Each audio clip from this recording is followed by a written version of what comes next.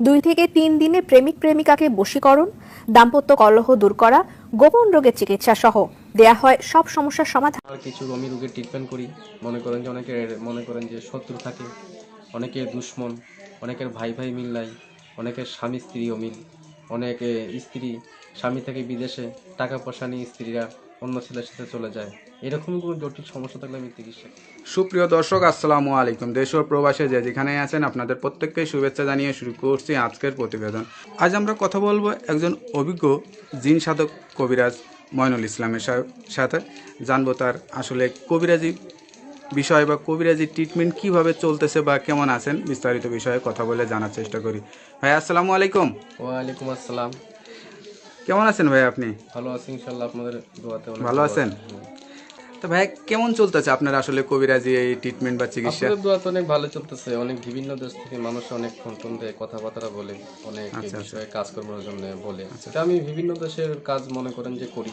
আচ্ছা মনে করেন আমি তো বিভিন্ন দেশের বিভিন্ন লোকের কাজ করি। মনে করেন যে অনেক কবিরাজির ভিতরে দেখেন অনেক কবিরাজ এলাকাতে আছে, কেউ করতে পারে কেউ পারে না, কিন্তু ইনশাল্লাহ আমি অনেকই পারি। আমাকে এই বিষয়ে অনেকেই ফোন দেয় যে আপনি কবিরাজি আপনি কীভাবে করেন।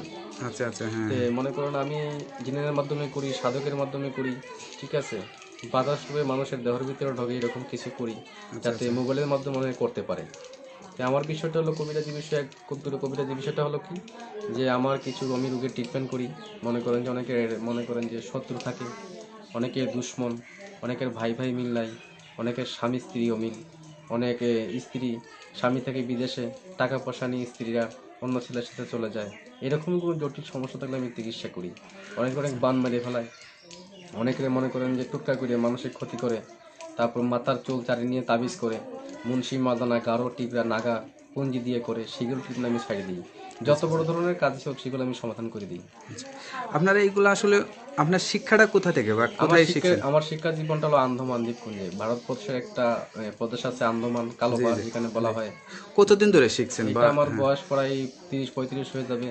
আমি শিখছি প্রায় 12-13-14 বছর হয়ে যাবে। 14 বছর ওইখানেই সাধনা করছেন ভাই। করছি। এটা যারা নতুন শিখতে চায় তাদেরকে কি ধরনের আমার অনেক ছাত্র করা? আছে, প্রায় 2-250 ছাত্র, তারা আমি ট্রেনিং দিই। ভারতবর্ষে ট্রেনিং করি। যেমন আগরতলাতে আছে, তারপরে কামিকে মন্দিরে আছে, তারপরে মনে করেন যে আন্দামানে আছে, তারপরে আসামে আছে। আমার ট্রেডিং এর ছাত্র কিছু লোক আছে, তাদের আমি ট্রেনিং দিই। আমি সপ্তাহে এবং মাসে আমি ইন্ডিয়া চলে যাই, আবার বাংলাদেশে ফিরে আসি। আমার জন্মস্থান বাড়ি বাংলাদেশে, আমার শিক্ষা জীবনটা ভারতে। আচ্ছা আচ্ছা। আপনার মানে সংসার ধর্ম মা বাবা সব কি বাংলাদেশে না ইন্ডিয়াতে? না, আমার সব বাংলাদেশি, ঠিক আছে। কিন্তু আমি বিয়ে করছিলাম হিন্দুর মেয়ে।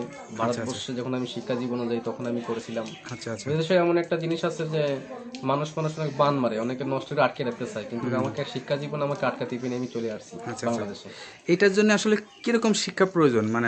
শিক্ষা ছাড়া তো সবকিছু সমাধান হয় না, লেখাপড়ার যোগ্যতা লাগে, ঠিক আছে। লেখাপড়া ছাড়া কোনো সমাধান হয় না। লেখাপড়া শিখতে গেলে, বিভিন্ন দেশে চলতে গেলে, বিভিন্ন কাজকর্ম করতে গেলে লেখাপড়া দরকার, প্রয়োজন আছে। আছে আছে কিন্তু সেই প্রয়োজনে কিছু লেখাপড়া থাকতে হবে, না থাকলে তো কবিরাজি শিক্ষা করা যাবে না। এখন কোন গাছে কি হয়, কোন লোকের কোন ট্রিটমেন্ট করা লাগে, এই বই পুস্তকে লেখা আছে, কিতাবে লেখা আছে, সেগুলো তো জানিয়ে আপনার চিকিৎসাটা করতে হবে। আন্দাজি করলে তো সবকিছু সমাধান হবে না। আপনার কি মনে হয় কেউ যদি পড়ালেখা শিখে এই পেশায় কেউ জড়াতে চায়, তার জীবনটা আসলে কেউ সুন্দর মতো করে চলবে, নাকি আপনি চান যে এই পেশায় না আসুক? না, যদি তারা চেষ্টা করে, হ্যাঁ চেষ্টা করে যে আমি করতে পারবো, সাহসিকতা করে এবং এগোতে পারে, তারা চেষ্টা করলে করতে পারবে। যারা অভিজ্ঞতা চেষ্টা না করে তাহলে করতে পারবে না। যে কোনো একটা চেষ্টা আছে, সেটাই। যেন আমি চেষ্টা করবো, শিখবো।